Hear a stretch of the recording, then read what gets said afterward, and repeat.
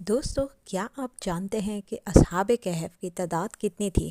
ان کے نام کیا تھے اور ان کے کتے کا نام کیا تھا؟ اور وہ کس بادشاہ کے دور حکومت میں غار نشین ہوئے؟ اور اصحاب کہف کتنے سال غار میں سوتے رہے؟ السلام علیکم، میں ہوں مسز خان اور آپ دیکھ رہے ہیں Mrs Khan voice and vlog. میری تمام یوٹیوب فیملی کو آج کے ولاگ میں خوش آمدید۔ اور آج میں آپ کے ساتھ 2 دنوں کے افطار کو شیئر کر رہی ہوں، یعنی کہ افطار 14ویں روزے کا اور آج کے 15ویں روزے کا۔ اصل میں دونوں روزوں کے افطار اس لیے شیئر کر رہی ہوں کہ آج میں نے افطار تھوڑا جلدی بنا لیا تھا، تو سوچا کہ آج کی بھی ریسیپیز آپ کے ساتھ شیئر کر لوں تاکہ آپ آسانی کے ساتھ بنانا چاہیں تو بنا لیں۔ تو جناب، میں نے کل کے افطار میں بنائے تھے اسپرنگ رولز، اور ساتھ میں میں نے دہی بھلے بنائے تھے اور پکوڑے حسب عادت میاں کی فرمائش پر پالک کے، اور بس گھر کی روٹین کی جو چیزیں تھیں بس وہی تھی۔ اور آج جو میں نے بنایا ہے یعنی کہ 15ویں روزے کو، تو آج میں نے بنائے ہیں چاول بھگارے ہوئے، جس میں لہسن ہے، زیرہ ہے اور ثابت ہری مرچیں ہیں اور ثابت گرم مسالے، ان کو بھگار لیا اور ساتھ میں سمپلی نمک ڈال کے اور دھنیا پاؤڈر ڈال کے رائس بنا لیے۔ اچھا، بیچ میں نے آج صبح مشین بھی لگائی تھی، تو میں نے سوچا چلیں اس کی بھی آپ کو ویڈیو دکھا لوں کہ رمضان میں بھی سارے کام چل رہے ہوتے ہیں، کوئی کام رکتا نہیں ہے اور ڈیلی بیسس پر ہی کچھ نہ کچھ ایکٹیویٹی ہو رہی ہوتی ہے روزے کی حالت میں۔ افطار کے ٹائم آج کل گیس بہت زیادہ پریشان کر رہی ہے ہمارے ماڈل ٹاؤن میں، تو اس لیے آج میں نے تھوڑا سا پہلے ہی جو ہے افطار بنا لیا۔ آج میرا موڈ تھا کہ کیونکہ میں کپڑے دھو رہی ہوں اور ویسے تو آٹومیٹک مشین ہے، لیکن مصروفیت سے پھر بھی مجھے تھکان ہو جاتی ہے روزے کی حالت میں، اور بچے بھی آج کل گھر پہ ہوتے ہیں ایگزام کے بعد، ابھی رزلٹ نہیں آیا تو وہ بھی کافی تھوڑا سا تنگ کرتے ہیں۔ تو میں نے سوچا روزانہ کے سموسے پکوڑے اور رول وغیرہ کھا کھا کے تنگ آ گئے ہیں، تو آج کچھ ہے نا ڈفرینٹ سا کھانا ہونا چاہیے۔ تو بس بھگارے ہوئے رائس بنائے اور ساتھ میں بنائے ہے چنے کی کڑھائی، وائٹ چنوں کی کڑھائی۔ نارملی تو میں گھر کے مسالوں سے بنا لیتی ہوں، لیکن آج کیونکہ میرے پاس کڑھائی گوشت کا مسالہ رکھا ہوا تھا تو تھوڑا سا وہ ایڈ کیا ہے، باقی میں نے گھر کے مسالے ایڈ کیے ہیں، کیونکہ اگر آپ پورا پیکٹ کا مسالہ ایڈ کرتے ہیں نا تو اس کا ٹیسٹ جو ہے بہت زیادہ رچ ہو جاتا ہے اور وہ اچھا نہیں لگتا۔ تو میں ہمیشہ چاہے قورمہ مسالہ، بریانی مسالہ ہو یا کڑھائی گوشت وغیرہ، سب میں اپنے مسالے گھر کے بھی ایڈ کرتی ہوں اور تھوڑا سا پیکٹ کا مسالہ ڈالتی ہوں۔ تو بس میں نے کیا فرائی پیازوں کو، اس میں تھوڑے سے چاپڈ لہسن ڈالے، ٹماٹر ڈالے اور دھنیا پاؤڈر، لال مرچ پاؤڈر، نمک ڈالے حسب ضرورت، اور پھر اوپر سے تھوڑا سا یہ تقریباً 1 سے 2 ٹی اسپون جتنا کڑھائی گوشت مسالہ اس میں ایڈ کیا ہے اور ٹماٹروں کو اچھی طرح بھون لیا۔ ویسے تو اس کی یہ ریسیپی ہے کہ اس میں پیاز کی جگہ آپ ٹماٹو پیوری ڈالیں، اور تقریباً جو ہے نا جتنے چنے ہوں گے اتنا، یعنی کہ 1 پاؤ چنے ہیں تو 1 پاؤ ہی ٹماٹر کی پیوری ڈلے گی۔ لیکن کیونکہ میرا بلینڈر آج کل خراب ہوا ہے تو میں نے ثابت ہی ٹماٹر کٹے ہوئے ڈال دیے تھے اور تھوڑا سا پیاز اس لیے ڈالے تھے کہ گریوی اچھی بن جائے، کیونکہ تھوڑا بہت سوس جو ہے نا میرے ہسبینڈ کو ضرور چاہیے ہوتا ہے سالن کے اندر۔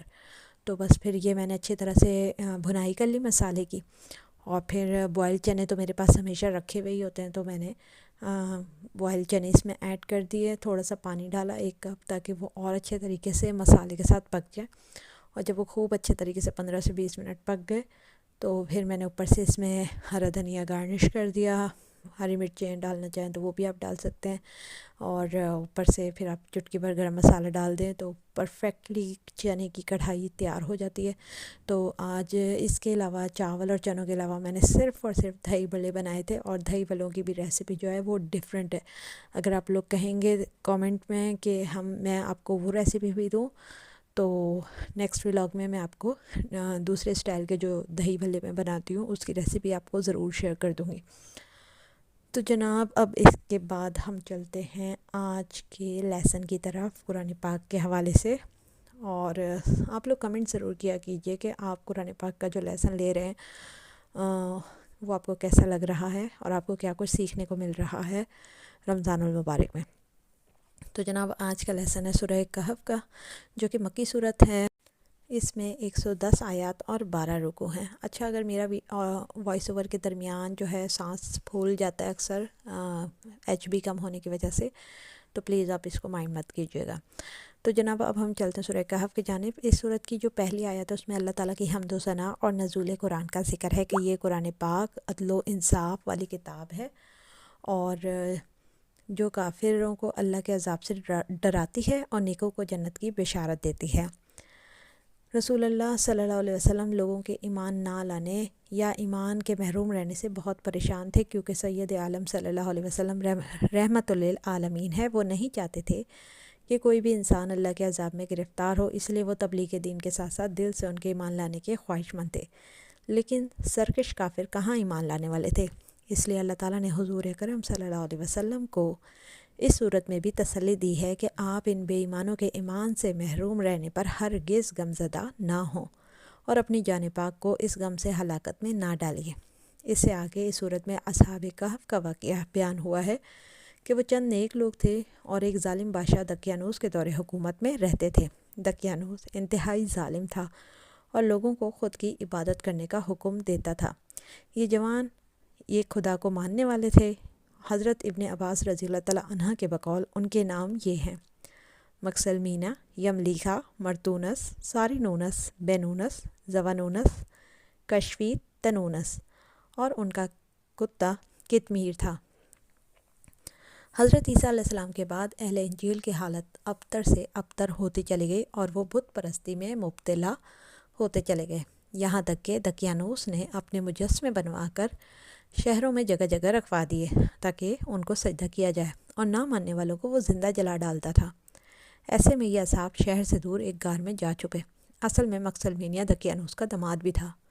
دقیانوس نے اپنی بیوی کو بھی ایک خدا کے ماننے کے جرم میں زندہ جلا ڈالا تھا، اور جب اسے خبر ہوئی کہ اس کا داماد اور اس کے چند ساتھی بھی ایک خدا کو مانتے ہیں اور دقیانوس کو خدا نہیں مانتے، تو وہ بھی ان کا جانی دشمن ہو گیا، اور یوں یہ افراد جان بچانے کی غرض سے ایک غار میں پناہ گزین ہوئے۔ جب بادشاہ کو پتہ چلا تو اس نے ان کی تلاش کروائی اور غار کے منہ پر بھاری پتھر رکھوا کر اس پر ان کے نام لکھوانے اور غار بند کروانے کا کام ایک شخص کو دیا تاکہ وہ اسی میں مر جائیں اور یہ غار ان کی قبر بن جائے۔ لیکن جس شخص کے ذمہ یہ کام لگایا گیا تھا، اتفاق سے وہ بھی ایک نیک شخص تھا۔ اس نے پتھر پر ان کے نام اور واقعہ درج کر کے تانبے کے صندوق میں دیوار کی بنیاد میں ڈلوا دیے تاکہ محفوظ رہیں، اور ایسی ہی ایک تختی شاہی خزانے میں بھی محفوظ کروا دی۔ کچھ عرصے بعد جب دقیانوس بادشاہ ہلاک ہوا اور کئی بادشاہ آ گزرے، تو ایک نیک دل بادشاہ کی حکومت آئی جس کا نام بہدروس تھا۔ اس نے 68 سال حکومت کی، مگر جب ملک میں فرقہ پرستی پھیلی اور لوگ ایک خدا کے منکر ہونے لگے تو بادشاہ نے تنہائی میں جا کر اللہ سے مدد طلب کی کہ وہ مرنے کے بعد دوبارہ جی اٹھنے کی کوئی نشانی دکھائے، تاکہ لوگ ایک خدا کو ماننے والے اور آخرت پر یقین کرنے والے اور موت کے بعد دوبارہ زندہ ہونے پر یقین کرنے والے ہو جائیں اور بت پرستی سے منہ پھیر لیں۔ انہی دنوں ایک چرواہے کو اپنی بکریوں کو لے کر اس غار میں رکھنے کی جگہ پسند آئی۔ اس نے غار کی دیوار گروائی۔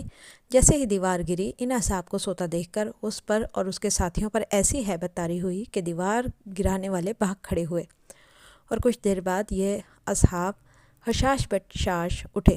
انہوں نے ایک دوسرے کو سلام کیا، نماز ادا کی اور یملیخا سے کہا کہ جائیے اور کچھ کھانے کو بازار سے لے آئے اور دقیانوس کی بھی خبر معلوم کیجیے۔ جب یملیخا بازار گئے تو انہوں نے دیکھا کہ شہر کے دروازے پر ایک خدا کی عبادت کا ذکر ہے اور لوگ بھی نیک ہیں، حضرت عیسیٰ کا نام لینے پر بھی کوئی پابندی نہیں ہے۔ وہ بہت حیران ہوا، اور جیسے ہی انہوں نے کھانا خریدنے کے لیے دکاندار کو سکے دیے تو دکاندار یہ سمجھا کہ ان کے ہاتھ کوئی پرانا شاہی خزانہ لگ گیا ہے۔ دقیانوسی دور کا سکہ اس وقت رائج نہ تھا، اس لیے انہیں پکڑ کر وہ حاکم وقت کے دربار میں لے گئے، جہاں ان سے بہت پوچھ گچھ ہوئی، اور انہوں نے سارا ماجرا بیان کیا کہ کس طرح وہ بادشاہ کے ظلم سے بچنے کے لیے غار میں جا کر چھپے تھے، اور اب بھی ان کے ساتھی غار میں ہیں۔ جب حاکم وقت اور یملیخا اور کچھ سپاہی غار کے پاس پہنچے تو اندر بیٹھے اصحاب ڈر گئے اور اللہ سے دعا کرنے لگے۔ دیکھنے والے بھی لوگ حیران ہوئے کہ یہ اصحاب 300 برس تک سوتے رہے، مگر پھر سب کے سب موت کے بعد دوبارہ جی اٹھنے پر ایمان لے آئے۔ بہدروس بادشاہ نے بھی سجدہ شکر ادا کیا، اس کے بعد یہ اصحاب بادشاہ سے رخصت طلب کر کے دوبارہ غار میں جا کر سو گئے اور پھر اللہ نے وفات دے دی، لیکن وہ آج بھی اسی غار میں اسی حالت میں سو رہے ہیں جیسے اس وقت سو رہے تھے، اور اللہ نے ایسی ہیبت طاری کر رکھی ہے کہ کوئی ان تک جا نہیں سکتا۔ حضرت معاویہ جنگ روم کے وقت کہف کی طرف سے گزرے تو انہوں نے اصحاب کہف پر داخل ہونا چاہا۔ حضرت ابن عباس نے انہیں منع فرمایا، اور پھر ایک جماعت حضرت امیر معاویہ کے حکم سے داخل ہوئی تو اللہ نے ایک ایسی ہوا چلائی کہ سب جل گئے۔ اس لیے آج تک کوئی اس غار میں نہیں جا سکا ہے، نہ جا سکتا، اور جو کوئی جائے گا تو نقصان اٹھائے گا، کیونکہ وہ اللہ کے رازوں میں سے ایک راز ہیں۔ اور باقی جو بھی ویڈیوز میں دکھاتے ہیں کہ جی فلاں غار اصحاب کہف کا، یا کسی بھی ملک کی گورنمنٹ کسی غار کو اصحاب کہف کا غار بتا کر سیاحوں کے لیے راستہ کھول رہی ہے، تو وہ سب جھوٹ ہے۔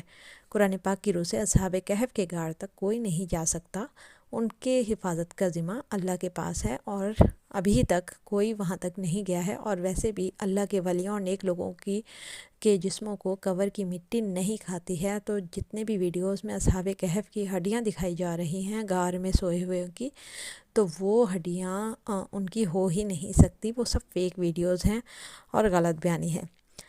اصحاب کہف 7 تھے، 8واں ان کا کتا تھا۔ اس کے علاوہ اس صورت میں اللہ تعالیٰ کے ایک ہونے کا، وحدہ لا شریک ہونے کا بیان ہے، اور ساتھ ہی یہ کہ وہ اولاد سے پاک ہے، اور والدین کے ساتھ نیکی کرنے کا حکم ہے، اور والدین کی نیکیاں یتیم اولاد کے کام آتے ہیں۔ مزدور اپنی مرضی سے اجرت لے بھی سکتا ہے اور منع کر بھی سکتا ہے۔ یتیموں کا کام جب بھی کرنا ہو تو بنا پیسوں کے کرنا بہتر ہوتا ہے، اور نیک لوگوں کی اطاعت کرنی چاہیے۔ مال اور طاقت پر فخر کرنے والوں کی مثال دقیانوس جیسی ہے جو کفر کے ساتھ فنا ہوا، اور نیک لوگوں کی مثال اصحاب کہف کی طرح ہے جو اللہ کے مقرب لوگ ہیں۔ دکھاوا کرنا شرک خفی ہے، اس لیے ریاکاری سے بچنا چاہیے۔ ہم جس بھی طرح کا دکھاوا کرتے ہیں، چاہے کھانے پینے کا ہو، پہننے اوڑھنے کا ہو، نیکی کا ہو، کسی بھی حال میں دکھاوا کرنا شرک خفی ہے، ایک چھپا ہوا شرک ہے، اس سے بچنا چاہیے لازماً، اور ظالموں کے لیے دردناک عذاب ہے۔ تو آخری 3 آیات میں اللہ تعالیٰ فرماتے ہیں کہ اگر سمندر میرے رب کی باتوں کے لیے سیاہی ہو تو ضرور سمندر ختم ہو جائے گا، اور میرے رب کی باتیں ختم نہ ہوں گی۔ اگر ہم ویسا ہی اس کی مدد کو لے آئیں تو فرماؤ، ظاہر صورت بشرا میں تو تم جیسا ہی ہوں، مجھے وحی آتی ہے کہ تمہارا معبود ایک ہی معبود ہے، تو جیسے اپنے رب سے ملنے کی امید ہو، اسے چاہیے کہ نیک کام کرے اور اپنے رب کی بندگی میں کسی کو شریک نہ کرے۔ یہاں اس صورت کا اختتام ہوتا ہے، اور اس صورت کے آخر میں اللہ کی حمد و ثنا بیان کی گئی ہے، اور ساتھ ہی حضور صلی اللہ علیہ وسلم نے فرمایا ہے کہ وہ ظاہری طور پر تو ہم جیسے انسان ہیں، لیکن ان پہ وحی آتی ہے، یعنی کہ وہ خاص ہیں، اللہ کے مقرب ہیں، اور تمام انسانوں سے افضل اور برتر ہیں۔ اس سے آگے اللہ تعالیٰ کی بندگی کرنے کا حکم ہے، اور اس کے ساتھ کسی کو شریک ٹھہرانا کفر ہے، شرک ہے۔ تو اللہ تعالیٰ وحدہ لا شریک ہے، اس کی اس بات پر ہمیں یقین ہونا چاہیے۔ ہر صورت جس میں سجدہ تلاوت ہو اس کو کرنا ہم پر واجب ہے، چاہے ترجمہ ہو، تفسیر ہو یا تلاوت ہو۔ اس لیے تمام سننے والے سامعین ضرور سجدہ تلاوت کو ادا کریں۔ امید ہے ولاگ آپ کو پسند آیا ہوگا۔ نیکسٹ ولاگ تک کے لیے دیجیے مجھے اجازت، اپنی خاص دعاؤں میں یاد رکھیے گا۔ اللہ حافظ۔